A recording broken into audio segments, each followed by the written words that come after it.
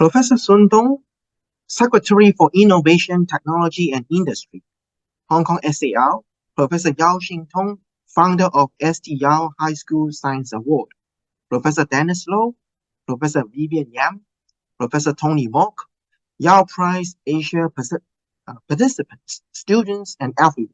Good morning. Welcome to the St. Yao High School Science Award Asia 2023 Science Talk from Inspiration to Impact. I'm Denvid, founding member of the Hong Kong Young Academy of Sciences.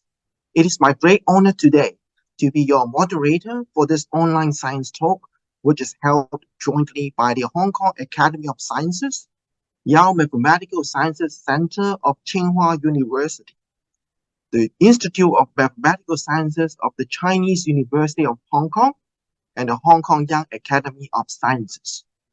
It is the 5th year of the Yao Prize Asia. It has 6 subject categories, which are mathematics, physics, biology, chemistry, computer science, economic, and financial modeling. It covers Hong Kong and the entire Asia region outside mainland China. Before we start, let's have a review of 2023 Yao Prize Asia.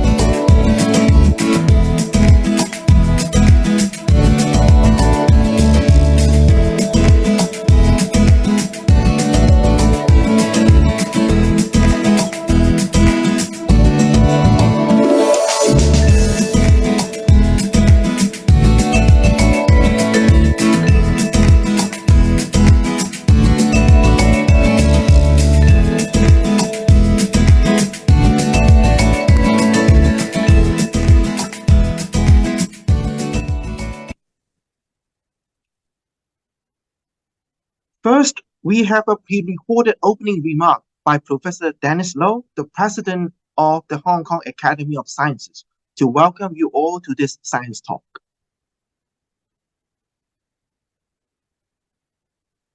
Professor Shing-Tung, Professor Shing-Tung, Professor Vivian Yam, Professor Tony Mok, students, and everyone online, good morning. A warm welcome to all of you for participating in this science talk, which is part of the 2023 St. Yao High School Science Award Asia. I'd like to welcome and thank Professor Yao in particular because this award was founded by him 5 years ago. The Yao Prize Asia is based in Hong Kong and co-organized by the Hong Kong Academy of Sciences, Yao Mathematical Science Center of Tsinghua University, and the Institute of Mathematical Sciences of the Chinese University of Hong Kong. I'd like to acknowledge that additional support also came from the Innovation and Technology Commission, ITC, of the Hong Kong SAR government to support this year's science competition.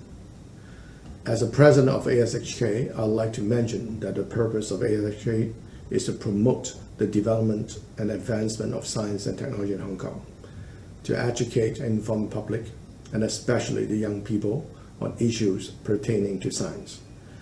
SHK will continue to support the YOW Prize Asia and other science promotional activities, focusing on the next generation to foster Hong Kong as a center of innovation and scientific excellence. I would also like to take this chance to report some figures regarding this year's competition. This year, we received a total of 385 registrations from 19 countries and regions. The registration numbers represent a 15% increase over last year.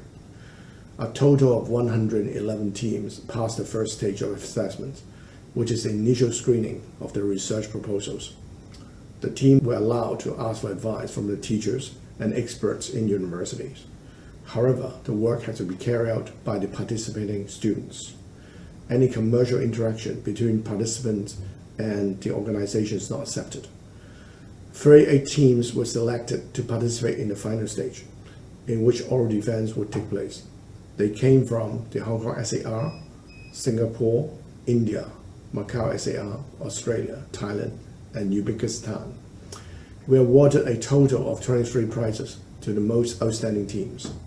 Teams from Singapore and India have won gold prizes in mathematics. The team from Australia was awarded gold in economics and financial modeling. Teams from Hong Kong took silver prizes in biology, computer science, economics, and financial modeling. Teams from Singapore also won silver prizes in computer science, chemistry, economics, and financial modeling. One silver prize for physics was taken by a team from Macau. All the gold and silver winning teams were invited to attend the finale of the ST Yao High School Science Award in Beijing last month to compete with teams from mainland China and North America. Asian teams have won 1 grand award, 1 gold award, 1 silver award, and 4 bronze awards in the finale. A sincere congratulations to all the award-winning teams.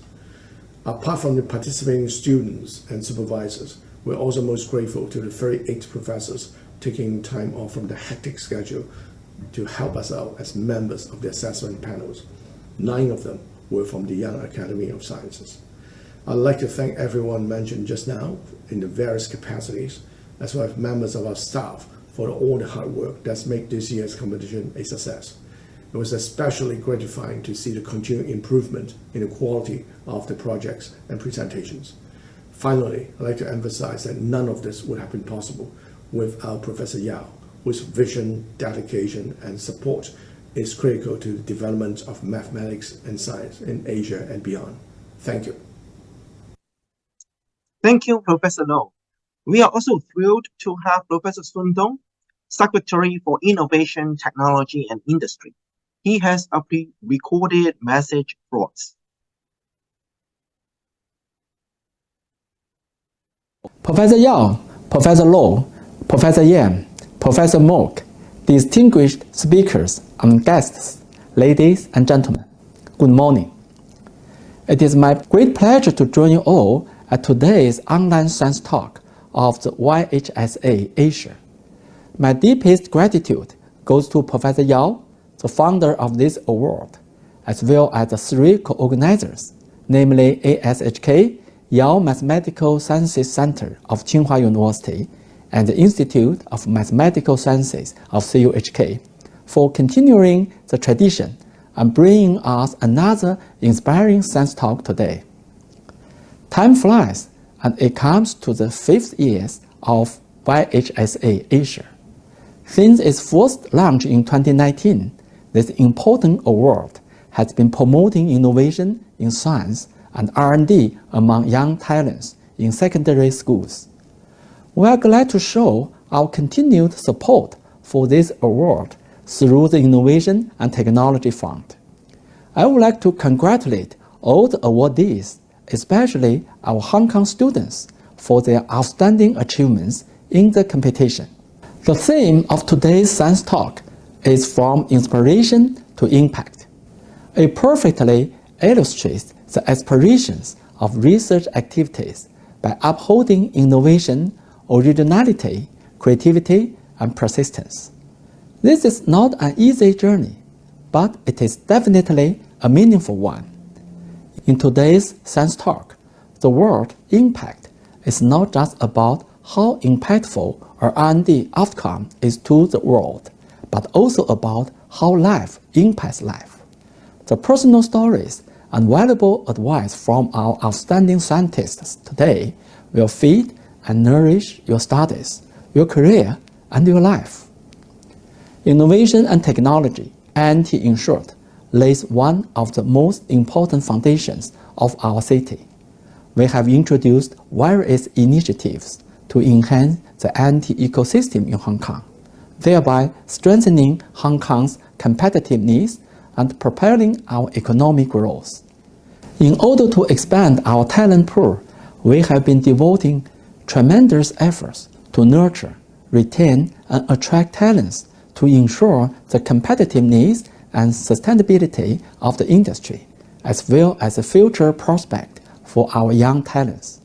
For example, we are doubling the maximum funding to 16 million for the Technology Transfer Office of each specified university to further enhance technology transfer support and expand marketing services, ensuring our R&D outcomes to reach the market and thereby attracting top talents to propel industry growth. Besides, we have officially launched the 10 billion research, academic, and industry sectors 1+ scheme, RIS+ in short, in last October to incentivize the transformation and commercialization of outstanding R&D outcomes from our local universities. The result of the first batch applications will be announced in the first quarter of this year, and I'm confident that there are many good projects to look forward to. Ladies and gentlemen, the Hong Kong INT Development Blueprint has charted the way forward for the city's INT development for the next 5 to 10 years, as well as high expectations in contributing the country's development in science and technology. Let's join hands to build Hong Kong as an international INT center and foster a bright future for our young generation. Before I close, I would like to wish awardees a shining star in your future endeavors and a great success for today's Science Talk. Thank you. Thank you, Professor Sun, for the encouraging message. Today, the Hong Kong Academy of Sciences invited 2 world-renowned scientists to share their illustrative careers with personal stories and experience in research. They are Professor Tony Mok and Professor Vivian Yam. In addition, students Chow Sum and KWAN will also share their competition experience. We will first invite Professor Tony Mok to share with us some interesting moments and stories in his path of science research.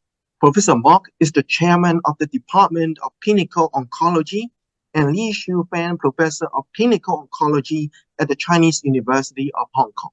He is also the 2020 Class of Giant of Cancer Care inductee. Professor Mok, please.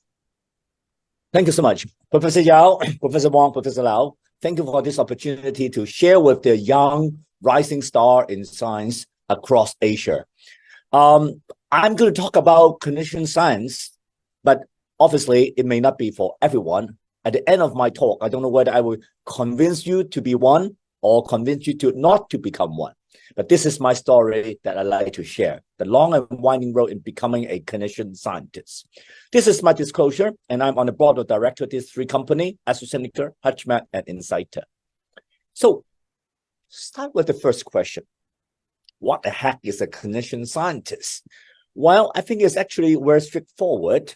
Clinician science is a doctor plus a researcher being the same person. And then the research can be a basic research, translation research, or clinical research, depending on your specialty or area of interest. So that is a definition. But the next question is that, why do you want to be one?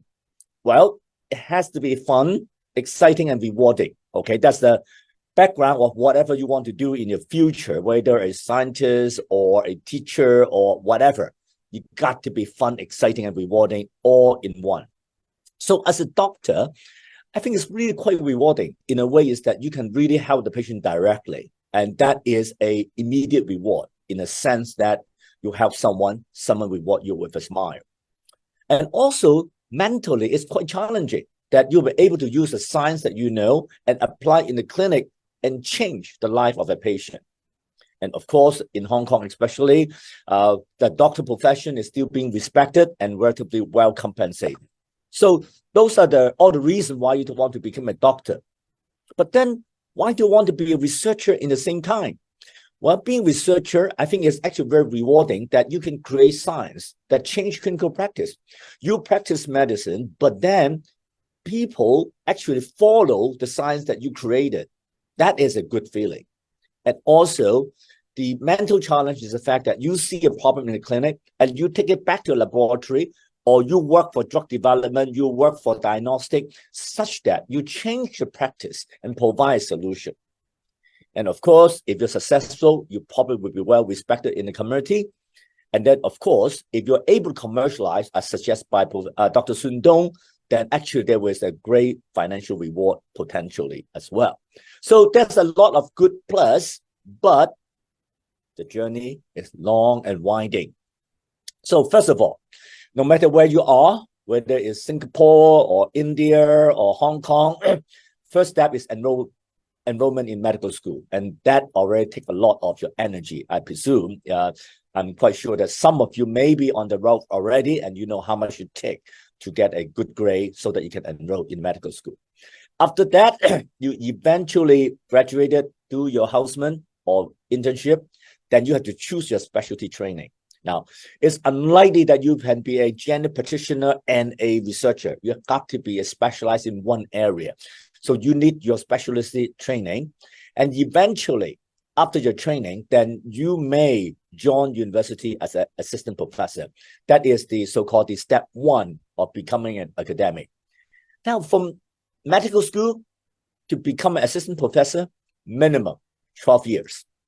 Now, you can start counting. You may be 18 now.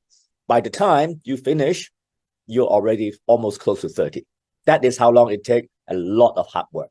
But in between, not everyone who medical school will end up this journey, but how do we select?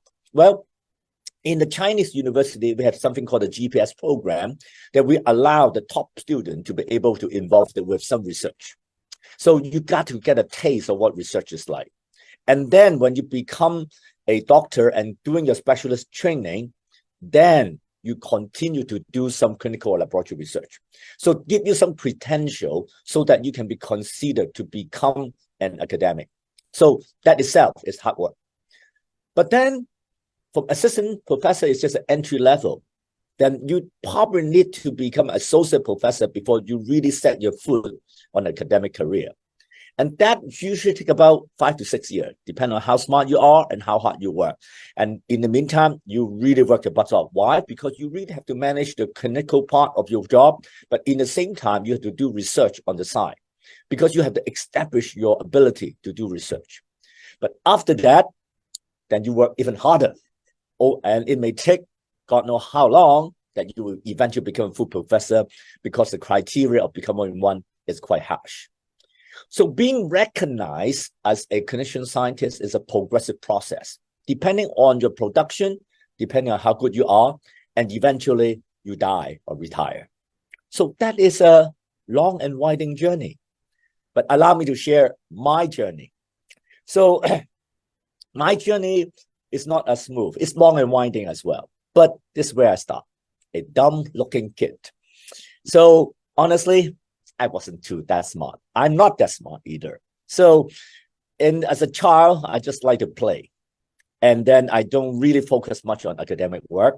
But eventually, I become a boarder, in the boarding school at St. Stephen College in Stanley. Very nice environment. But in the same time, there's a lot of things to play. Basketball, swimming, canoeing, everything you name it is available in this boarding school. So I rather choose to play than work. So my early Form 1 and Form 2 Take a guess. How good was I? Well, I'm not at the bottom, but close to it. That's my ranking in a class of 39. That's about where I am. But then what changed my life? Well, actually, to change my life in Form 3 by a number you're very familiar with, a number that's attached to the Academy of Science, that is pi. So at that time, as a kid, nothing else to do. We just try to memorize how long you can memorize the pi, you know, blah, blah, blah, blah, blah, blah. And then we just start our competition from there. But from the memorization of the pi, we start to memorize the textbook, start to compete in academic. And from there, I start to go back to my academic journey. So that helped me to improve my academic work. And eventually, I was actually received my further education in Canada and got enrolled in medical school. And then I did quite okay. And then I become a specialist training in oncology. And I finished the training in oncology and become an oncologist. However, did I really move to academic work because I'm very keen to become a clinician scientist? I kind of think about it, but you know, something happened. It may happen to you as well. Something dramatic that changed your life is that your son is born.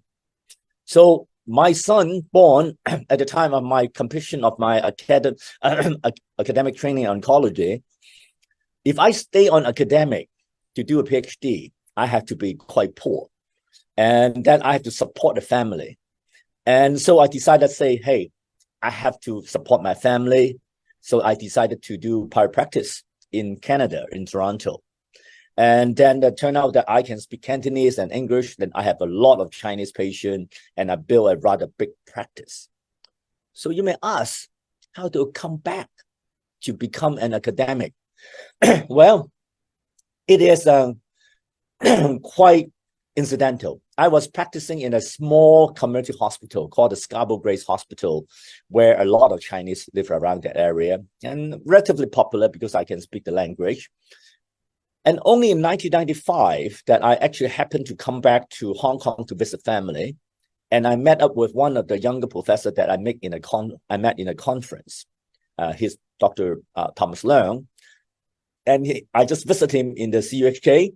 And then happened that they got a vacancy and they offered to me. So I have to make the decision of flying all the way back to the Prince of Wales Hospital at the Chinese University of Hong Kong to take up the position as an assistant professor. Well, it's a different story why I make the decision, but I think this is one of the best decisions I ever made in my life. So I got a detour from a private practice. I actually come back to become a junior assistant professor at the age of 36. All right, so how did it go? Well, I've come back in 1996. That is a good 27 years ago. What happened to my academic journey? When I first come back, remember, I was in private practice. So I really have no publication. For the student, publication is the demonstration of your research work. So how many publications you have just demonstrate how much research you have done to be recognized in the scientific community. At that time, it was zero for me. I was poor academically. I did work hard, and my first publication was actually come only 3 years later. You can imagine a 3-year working in the academic setting that you don't really have a significant publication about that. I won't go through much detail, but then my major publication, international recognition, only come 2009, which almost like 13 years later. And thank goodness I have been blessed with a lot of opportunity. Now I'm doing quite well, relatively speaking. So I can be called a clinician scientist. I can be recognized internationally. But what is the journey in the first 13 years that get me where I am today? Because that may be more relevant to you is that how would you launch your career if you want to do academic science? So this is my first publication. It is a research on a drug at that time as new, published in Cancer, which is quite okay. But what is the story behind that? Well, this does help me to establish my ability as a clinical scientist with clinical research. But what happened is that at that time when I first come back, there's very little funding. And then the little funding I was able to obtain to do this research was actually not able to complete the entire project. So what I have to do is actually get help from various departments. So good thing is that at Chinese University, we're blessed with a lot of helpful colleagues. So even though they're not directly involved in the project, but they're very much willing to help you to do that. So I get a lot of help from my colleagues to be able to launch this very first study, such that I was able to publish it, establish my ability as a clinical researcher. And from there, I start doing my drug development. So I won't go through much detail about it next little while, but moving on to my next major publication at the New England Journal of Medicine, which is actually one of the top journal in medicine. And I published this as a first author in 2009. And this actually created new paradigm of the management of lung cancer. So this paper made me to become internationally recognized. In the same time, is the fact that it changed the practice of lung cancer. How do I get there? Well, I think there's a lot of so-called the collaboration behind, plus that you really have to train your leadership, and also you have to be able to have the scientific idea to develop it into what can change the practice with the discovery of the EGFR mutation. So all this, launched it with their clinical research, eventually that now I can be recognized as a clinical scientist. But then the next step further is that what did I do in terms of scientific discovery that helped us to, or help Hong Kong to launch a so-called molecular diagnostic company. So when we were doing the EGFR mutation, finding the drug, we find that it's essential to be able to identify the presence of the EGFR mutation, which is a molecular genetic biomarker. So while working with Professor Dennis Low, and then Tony Yong, which is the author of this paper, is our MPhil student. So we were able to devise a new method using digital PCR to identify this mutation in the blood. And this will be applicable in the clinic so that doctors can use this diagnostic test to find the mutation and start the treatment.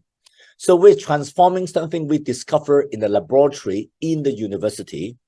And we said that, hey, this is something that can be utilized for our patient. So we started a company called Stenomic, together with Professor Dennis Low and Professor Alan Chan. We started the first company in 2015 at the Hong Kong Science Park. We hired some of the students that we have worked with. And then with this laboratory, we expanded the service to Hong Kong for the first few years. And subsequently, we established a laboratory in Bangkok in 2018. And then subsequently, a few years later, we merged with another genomic company in Taiwan, and we sold the company completely in 2022. So this is a whole journey of taking their scientific discovery and commercialize it and make it into a successful company that provide a service to the community.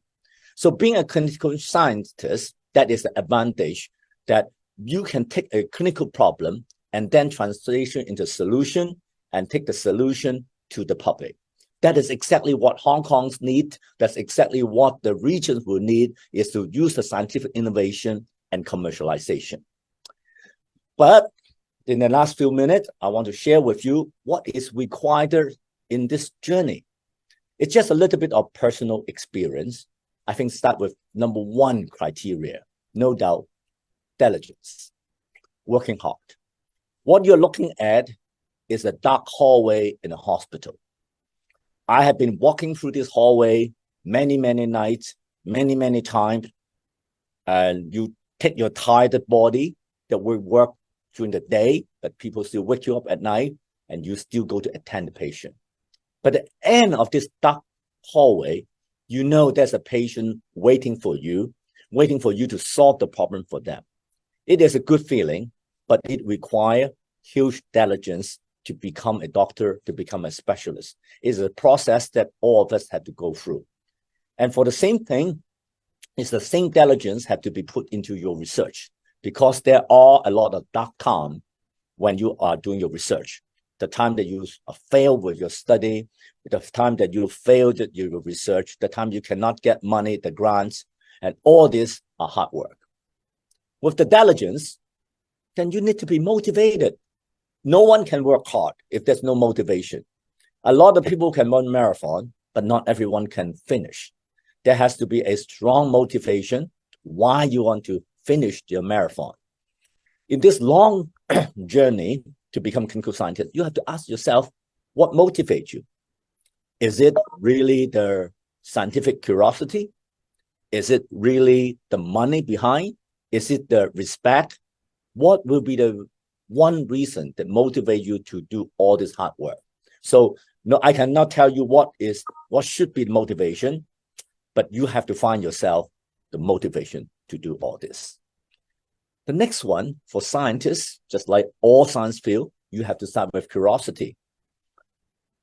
The butterfly, starting as a so-called caterpillar, and they actually have the same DNA, but why would they look so different? What is the reason behind it? So those are the kind of questions you ask in every aspect in your scientific venture. So you have to high up your curiosity, train your curiosity, and ask questions. Especially as clinical scientists, when you see a patient with a particular problem, you have to be curious enough to ask why, how did it happen? Rather than just following the guideline, you have to take it beyond the guideline to ask the scientific question in a solution of a problem. But last but not the least, but actually this is not the last, but then whatever work you do, you have to train your communication skill well. Whether you're a clinician, whether you are a researcher, being able to communicate your thinking, we're able to influence others with your thinking, that is very important. So through your whole development, you need to train your communication as well. But of course, as I stated over and over again, you need to build a team of people working with you. Science is never working alone. There's no longer a mad scientist working in a lab and find something extraordinary.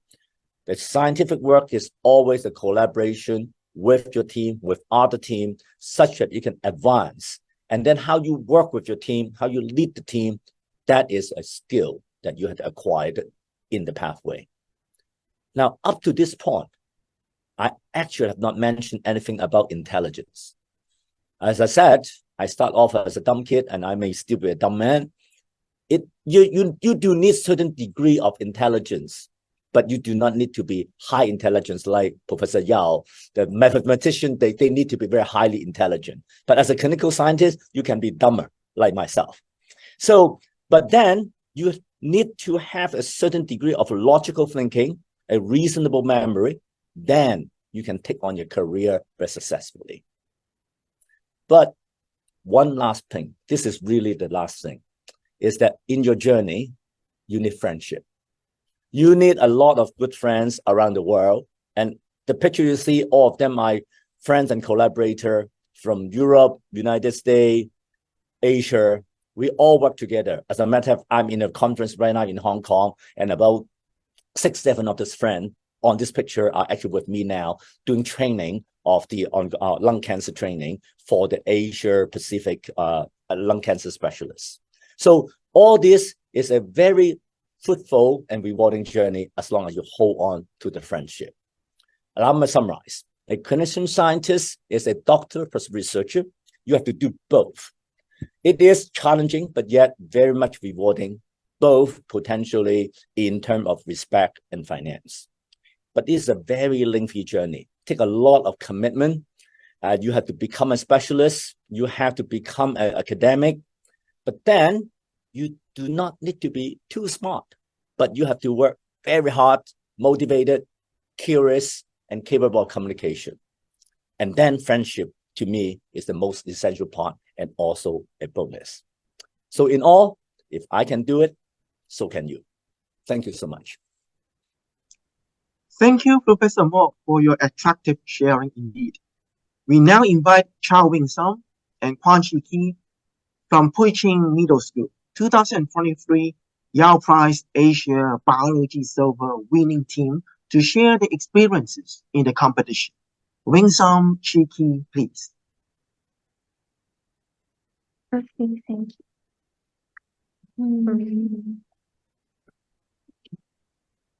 Good morning, professors and everyone. We're students from Ching Middle School. I'm Winsome CHOW. And I'm KWAN. It's our greatest honor to share our experience in doing the project Power Plant Implant Directed Deposition and participating in YHSA. Well, if you have any questions or want to share some ideas with us, you are welcome to contact us through our email. For our sharing, I would like to briefly introduce what we have done. In regard to the shortage of energy resources these days, we're trying to use plants to generate electricity. The hypothesis of our experiment is that the organic substance released by plants could be used to produce electrons by microorganisms. And after a series of experiments, it was found that increasing the amount of microorganisms in soil could improve the power generation of plants. While the larger the amount of microorganisms in soil, the higher the power generation. Well, the highest power generated by one device was about 2 volts and 40 milliampere. Also, the power generated could be used directly that a 1.8 volt LED light bulb was successfully lighted up by one device.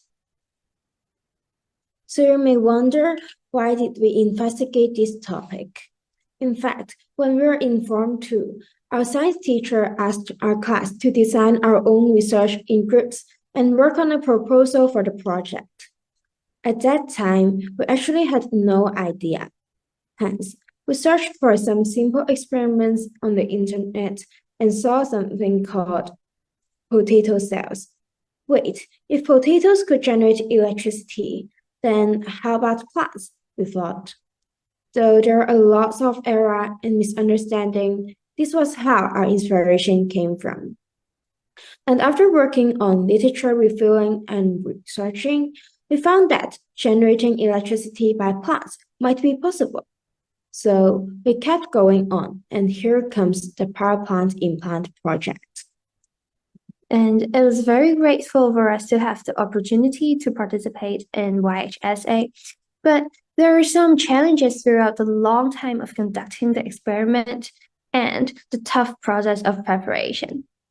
Well, the feasibility of the experiment was always challenged by different groups of people, including our friends and families. Yes, using plants to generate electricity was just like a far-fetched castle in the air, and it's hard to convince others that plants could be one of the energy resources to provide energy for daily life. Even we, ourselves, have once doubted and lacked self-confidence.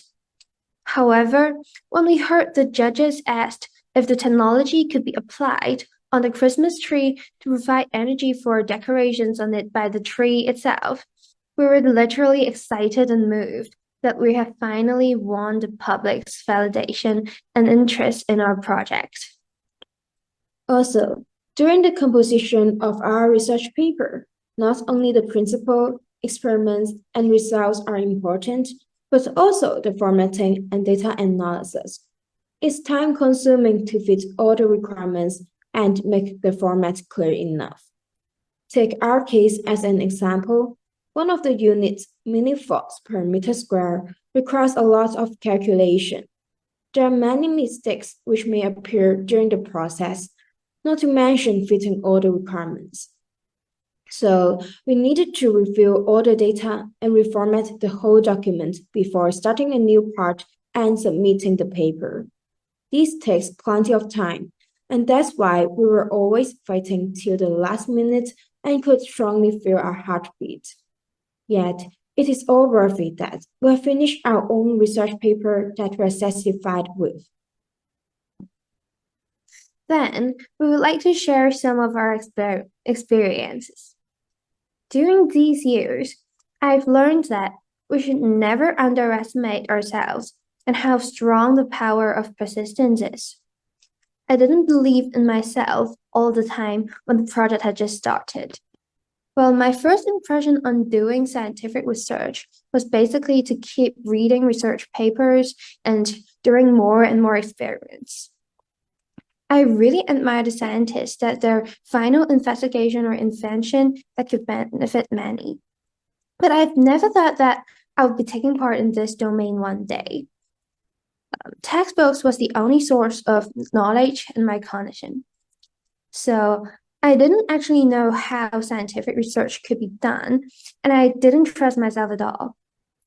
When I first read a paper in Form 2, I was always doubting and wondering if I really got the ability that I found it very difficult because the length of the paper was so long for me and there were too many specific terms that I didn't know.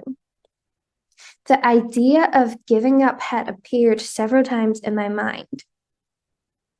But then, after I tried putting more effort, it seemed that I could understand a little bit more about the content. It's really encouraged me to delve into the topic. From then on, we had read more and more papers to get more ideas, and we found that the more we understood the papers, the more we were curious in the principle and doing experiments to prove our hypothesis and improve the setups. Later on, when there were unsatisfactory and experimental data and hurdles, like whenever we could not effectively improve the setup to increase the power generation, I would question whether the experiments are really feasible, and I would also doubt whether I'm not capable enough to think new ideas. But in fact, looking back, we have already improved a lot, especially in paper writing and presentation skills. Although there were hindrances and we felt desperate for some time, fortunately, we persevered for this research and finally we solved the bottleneck problem and even gained some unexpected results. And for me, it was realized that sometimes cautious might turn into restrictions which limit ourselves. I'm a quite cautious person who asks for the complete planning or even a backup planning for every action. So this project is already out of my comfort zone. We haven't got a plan in the beginning or even not sure what we are chasing for. But the passion drives me to bite the bullet and keep going on. At that moment, I determined to just give it a try. There won't be any formidable consequences at all if we fail in the starting point, right? The impulsion is quite indispensable for starters. Yet, as time passed and the results were accumulating, the impulsion that we've got at the beginning starts fading away. What if we fail? What if all our toil and sweat were in vain? In that stage, we went back to the way of self-doubting and self-questioning. Despite all the supporting and proving from the research papers, theory, and data, we kept doubting whether it really works. Until one day, when the light bulb was finally lighted up by a plant, we regained our confidence and impulse. We decided to go for it, and we succeeded. And here's another point. It is such a huge world that it is literally important for us to explore every bit of it. There's lots of unanswered questions waiting for us to seek for the solution, or even many things which sound impossible are indeed possible. They just take some time.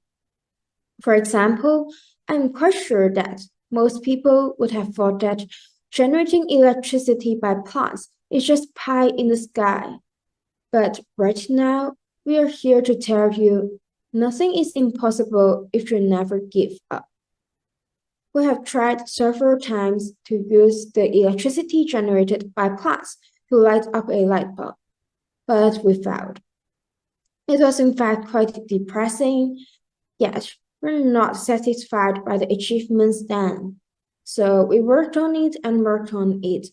And finally, in the last few months, we successfully lit up a 1.8 volt LED light bulb with one aloe vera.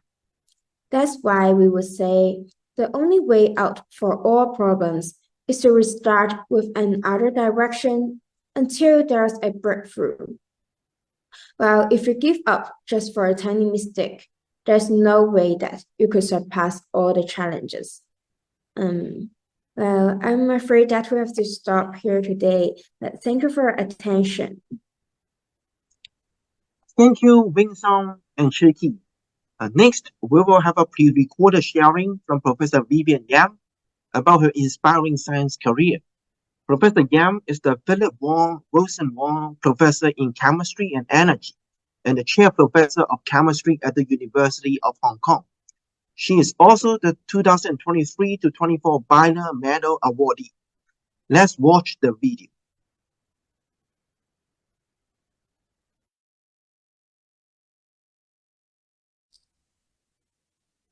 Good morning, I'm Vivian Yam from the University of Hong Kong.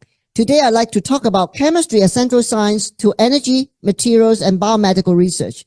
I hope I will be able to convince you that chemistry will be able to contribute towards multidisciplinary areas of research. So if you look at the world energy consumption, the annual global energy demand is around 13 terawatts. And around 80% of this is coming from burning of fossil fuels. And by the year 2050, we need something like 27 to 33 terawatts. And so by that year, we need an additional 14 terawatts on top of what we need today. So it's really huge. So how are we going to cope with that? Particularly when we have growing population, rapid economic growth, as well as high demand for a modern way of living. Now, obviously, the fossil fuels won't be unlimited, right? We have upcoming depletion of these. Of course, there are people arguing that we still have many years of all natural gases, coal, and also in the deep sea, we have methane catchphrase. But even if we have plentiful of these, we cannot keep on burning it, right? Because it will create or generate a lot of carbon dioxide. And this creates a problem of global warming and climate changes. So there's an urgent need for us to have a carbon neutral or low carbon economy. Now, what are the ways to solve this?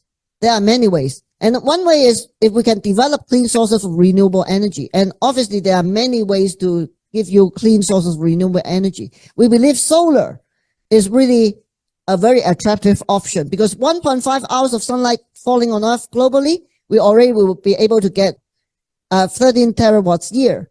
And actually, this is a little bit cheating because not every piece of land is lined up with solar panel, but still they are huge as compared to other sources of renewable energy. Another one is why don't we cut down on our demand, right? So, for example, if we replace all the solid state lighting with more energy efficient lighting, then probably we'll be able to save some energy. Now, but before I go into details, I want to sort of remind you on what is light, right? Light is actually electromagnetic wave. And the light that we see, so-called visible light, is only a small portion of it. And here, the color we see actually is the color that's complementary to those that are being absorbed. For example, if blue light is being absorbed, what we see is the remaining part that gives us the yellow solution. Or if green light is being absorbed, so green light is being absorbed, so very little can pass through, then what we perceive it is a sort of red-purple color solution. So it's those colors that's complementary to those that are being absorbed. But for emission, if the emission of light, the energy gap matches blue frequency light, what we see is that we see a blue emission. Okay, so don't mix up the two. They are different. Now, so when we have a molecule with shine light, it goes from ground state to generate the excited state. And this excited state having excess energy will try to get rid of the excess energy. And it can do so by non-radiative decay, like vibration, sort of rotation, collision, and so on. And this is something we don't want. But if it goes back to ground state with release of light, it's called radiative decay. We get luminescence, okay? Or if we generate charge separation, then this charge separated state, we can make use of a hole and electron to do useful work. Or we can also do other photochemical reactions. And we are very much inspired by nature photosynthesis, where you generate a long-lived charge separated state, and you can use the electron hole to do useful work. Okay. Now here, as we mentioned, we want to really control the excited state so that we can make use of the light to shine onto ground state to generate excited state. And if we understand the excited state, we can convert the light energy to some useful work. And here I will elaborate more.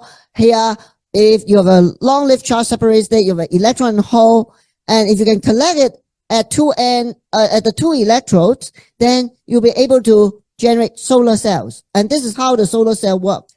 Or alternatively, you can make use of it to do oxidation of water to oxygen, oxidation of methane to methanol, for example, reduction of water to hydrogen gas. And we want to maximize the absorption of light from the sun. So this is the solar spectrum if we can harvest sunlight, right? And obviously, as I mentioned, when you generate excited state, they can also go back to ground state with release of light. So you end up with luminescent material, and here you can use it for imaging, for bioimaging, labeling cells, cancer cells. You can also, if you have the three primary colors, the red, the green, the blue, you'll be able to make full color display or white light for lighting, or you mix yellow and blue, you can also end up with white light. And you can also make use of light to do photochromic reaction. So this is photochromic materials. You shine light, you convert the color from one to the other. So it's light-induced color changes. So you can cut down on the light into a car or into a room. So to cut down the power that is needed to achieve a certain temperature. So again, energy saving. You can also use it for data storage as well, because colorless you can consider with 0. The color one to be 1, 0, 1 will be binary data storage. So I will elaborate more on that. So we are very much interested in molecular functional materials because they are, we have a lot of different synthetic methods. There's a versatility there. They are easily processable. We can understand the structure property relationship so that we'll be able to achieve function by design. And when we talk about materials, it's not a single molecule we are seeing.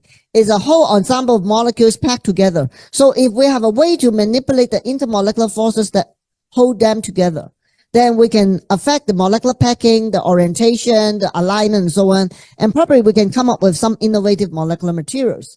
So we work on this class of platinum compound. I don't want to bother with details. It's a flat molecule. Just by changing the ligands here, we'll be able to change the absorption color. We're able to change the emission color. And one of them I show you here when R is H is an orange color emission. And we can tether it onto a receptor, a cavity that can selectively and specifically bind potassium ion. And when it binds potassium ion, it will turn on the emission, orange emission.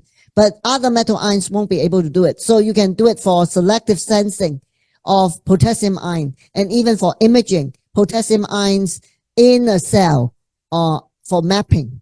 Now, but because these are flat molecules, they can actually come together to stack on top of each other to turn on something called a metal-metal interaction. And this is really interesting. It has bond strength quite similar to that of hydrogen bond. So this molecule actually will be able to crystallize into dark green crystal and a red crystal form. It's essentially the same compound, exactly the same compound, just the way they pack differently. This pack linearly, it is dark green in color. This pack in a discrete dimers arranged in zigzag fashion is red color. And if you dissolve either of these in solution, you end up with a yellow color solution because they are well dispersed. They exist individually and well solvated. But when you add a bad solvent to it, you force them to come close to each other because you reduce the solvation.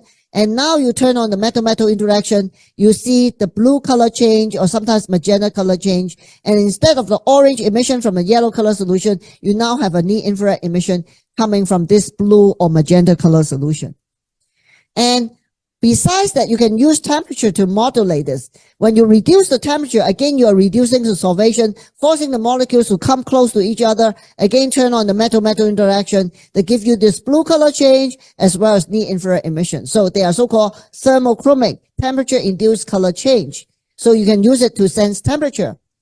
Or you can also make use of our metal compound. We make a thin film under humid air. It's yellow color, orange emission, because they exist individually. But then when you expose it to alcohol vapor, they come close to each other. Again, they turn magenta color, purple color, near-infrared emission. And then when you expose to vacuum, they come even closer. It's further to the sort of deep violet blue. And then, so you can use it for sensing alcohol. Here I have a short video clip. So you have the yellow thin film. You dip it close to alcohol, not touching alcohol, but exposed to vapor. This is in real time. You immediately see the purple color change. And when you retract it, it fades. It gives you back the yellow color. You can also see the orange emission coming from yellow thin film. And when you dip it close to the alcohol, you see the alcohol vapor will convert to deep red to near infrared emission. But our eyes are not so sensitive to it. And when you retract, it will go back to orange emission. So you can detect whether people have been drunk or have taken too much alcohol, right? With a breath analyzer, just by noting the color and emission color changes. Now, our compound also is positively charged. They can also be electrostatically attracted onto some polyanion, a polymer. And then you bring them close to each other, again turn on this metal-metal interaction, give you a magenta color as well as near-infrared emission. And with that, we can now make use of it to design many sensors, many sensing applications, sensing DNA, sensing enzyme activity, pH for imaging, and also following amyloid fibrillation for dementia, and also sensing RNA, and use it for imaging nucleolus. So here, this is an example where the nucleolus will be turned on with near-infrared light, red light, and you can do it for imaging nucleolus. And you can also use it for screening RNA synthesis inhibitor, because it will give you different sort of imaging of the nucleolus and so on, and you can use it for screening inhibitor or even screening some drugs. Now, I've also make use of it to make materials. We have already seen this color change, and we can also change the morphology, change the colors. We can also make hetero junctions and so on, nanotubes, which I will show you, and 2D materials I'll show you later on. So this is a molecule. When it dissolves in water, it's sort of magenta color, forming spherical vesicle. But if you have increasing amount of acetone, then it goes from magenta to orange to yellow to green to blue. And the blue species actually are rod-shaped structure because they have very strong metal-metal interaction that directs it. And so you can imagine that just by changing the packing, you can change the morphology as well as the optical properties. And here, another one, we tether two of these molecules with a rigid spacer where the two metal centers are far apart. It's yellow color solution, orange emission. But when you insert a gas molecule there, you have 3 platinum in a row. Now you turn on the metal-metal reaction to give you this red color change, where here you have 2 pockets, you insert 2 gas molecule there. Again, you would now put platinum 5 in a row. This time, instead of red color, it goes further red shifted to a green color because of stronger metal-metal interaction. And here you have the one with 2 pockets, one with 1 pocket. When you mix them together, these are their colors. You get a deep blue color because you're again putting 5 platinum in a row, but they are intercalating into each other, a very tight metal-metal interaction that give you this further red shift to give you a blue color. So we have now a way to put molecules in an orderly fashion as we wish, and giving them very different optical properties and also sometimes very different morphological properties.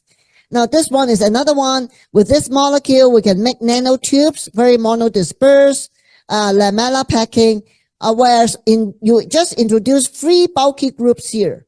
They are essentially identical, just 3 bulky groups here.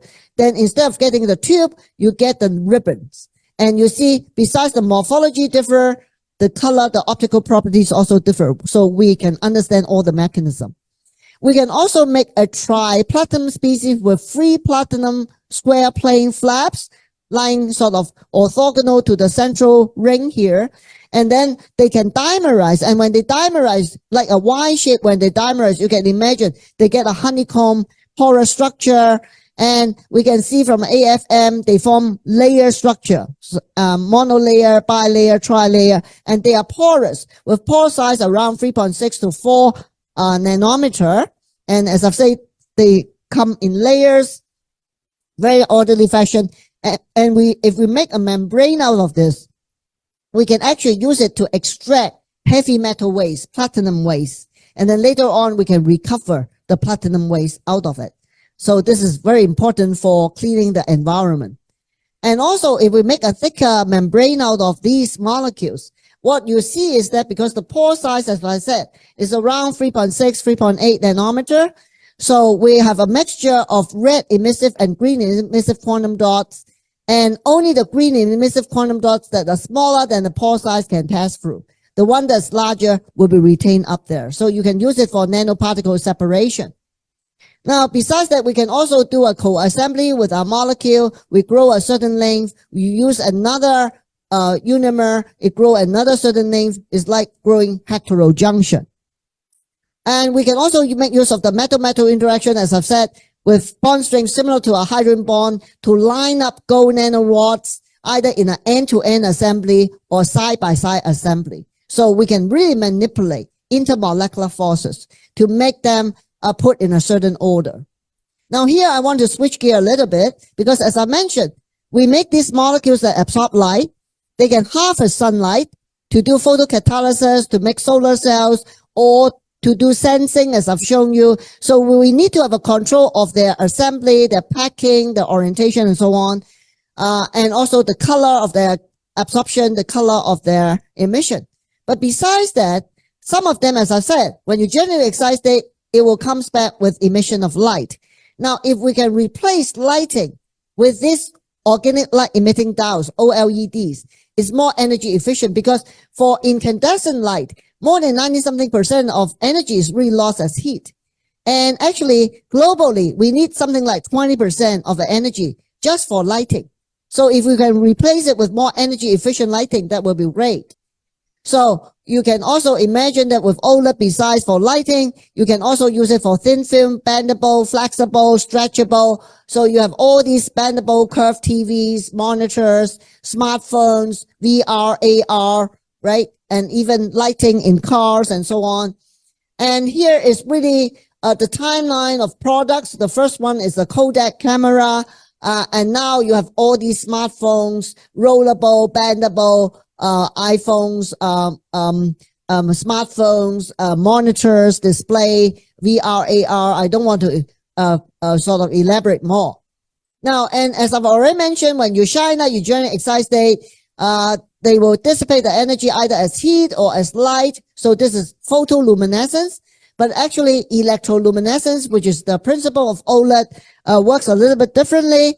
Here, we inject an electron in a hole, and when they recombine, they form an exciton that emits light. Actually, it's just a reverse principle of solar cell, because for solar cell, you shine light, there's a charge separation, electron hole, you collect at two different electrodes. That's how a solar cell works. And now you inject electron hole, and when they recombine, they generate exciton that give off light emission. Okay? And actually, there are different generations of OLED, different mechanism. I don't want to bother with detail, but we also contributed a new mechanism called TSDP that will be able to make robust blue emitters. And actually, we work on a very interesting class of gold emitters that we were able to make them the first in the world to be room temperature phosphorescent. And now we have many types of gold compounds. And we were able to now make different colors and with very long device lifetime, very robust. One of them with LT50. That means when the luminance drop by 50%, it takes 470,000 hours. And 1 year is only 8,760 hours. And so all these are with accelerated tests. And we also introduced the TSDP, which I've mentioned. They are highly robust. And now we have all the different colors, red, green, blue, yellow, and so on and so forth. And another way is, why should we be able to control the molecular packing, molecular orientation, and so on? Because these devices are multi-layer devices, and each layer could have different refractive index. And so not all the light emission would be able to be extracted out. And only those molecules that are lying horizontal with the transition dipole moment vector that is horizontally aligned will be able to come out more easily. So we can increase the outcoupling efficiency if we can control the molecules to lie flat. And so that's why we need to manipulate the intermolecular forces. And what's the future? You can imagine transparent OLED display on sliding door. You have the entire wall, entire window. You have transparent smartphones. You have foldable, stretchable ones. You have it on textile. You have three-dimensional sort of display. And actually, besides, they can work as OLEDs. They can also act as organic resistive memory, where you apply a voltage bias. What happens is that it turns to be high conductance from its original low conductance. So if you call the low conductance 0, the high conductance 1, you have a 0, 1, 1, 0, 0, 1 binary code. You can use it for binary memory. But we can also design molecules that can have ternary memory, low, medium, and high conductance. Now, instead of a storage capacity of 2 to the power n here, you have a storage capacity of 3 to the power n. So you really improve on the storage capacity of this data storage system. And besides that, we can also use light as you shine a certain wavelength of light, it turns its color, it stays there for a year. And then when you shine another wavelength of light, it returns back. Again, you can consider it to be 0, this to be 1. So you can have optical data storage, and then you can read it as well. So one is like a writing, the other is an erasure process, and you have the reading process as well. And here I show you one example of a molecule that we make. We coat it onto a quartz plate. We shine UV light. This is in real time. They immediately change the color to sort of brownish red tint, and then they will stay there for a year without change. So this is like a writing process. And then when we shine visible light, white light is visible light, and again in real time it will return back to the original state.